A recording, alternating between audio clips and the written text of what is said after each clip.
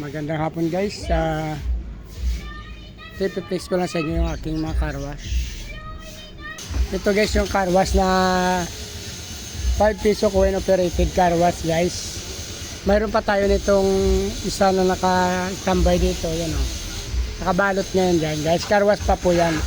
Kung sino po yung may mga pwesto na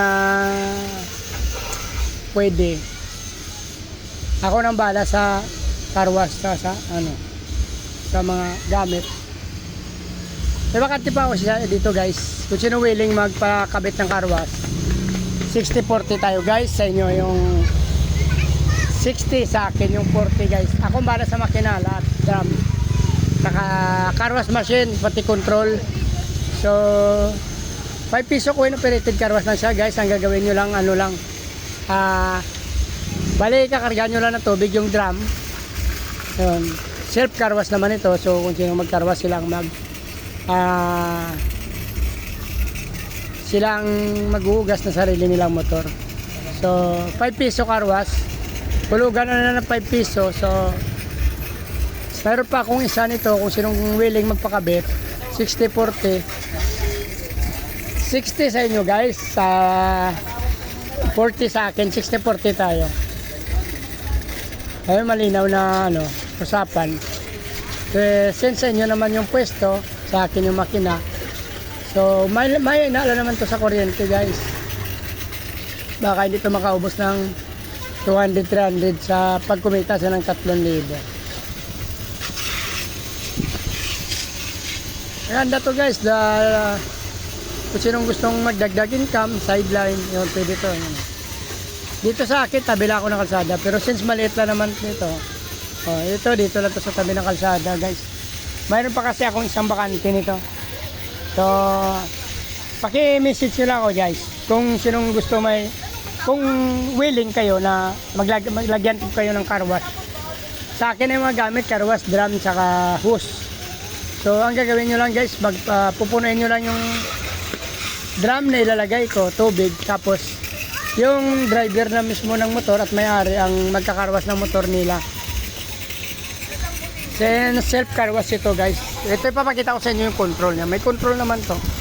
So wala na kang gagawin, di magpupuno lang ng tubig.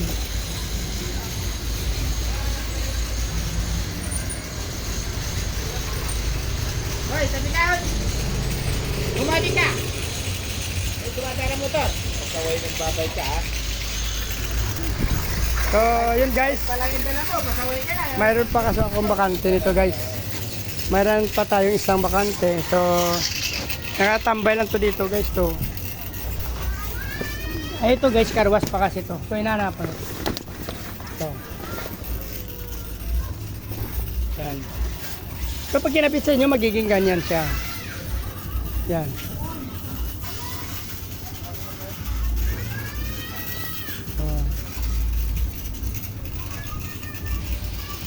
Napakasimple lang gagawin nyo. Lalagyan nyo lang ng tubig yung drum. Kasi sila naman ang nagkakarwa. So may-ari naman ng motor. Hulugan lang nila. Mamatay naman pagkatapos ng oras niya. 2 minutes per 5 pesos. So sila naman maghulog ng pera. So ang gagawin mo lang, lagi lang situate mo lang na lagi lang puno yung drum para hindi nawala ng tubig. So per month natin bubuksan. So 60 sa'yo, 40 sa akin. May bakante pa ako dito guys. Kung sinong willing dyan, paki-PM nyo na lang ako guys. Mayroon tayo isang dito, bakante na car wash. Ito pa guys nakatambay na kasi dito. Sayang din naman ang dikitain kung sakaling mayroon kayong mga bakante dyan, pwesto. So paki-PM nyo na lang ako guys.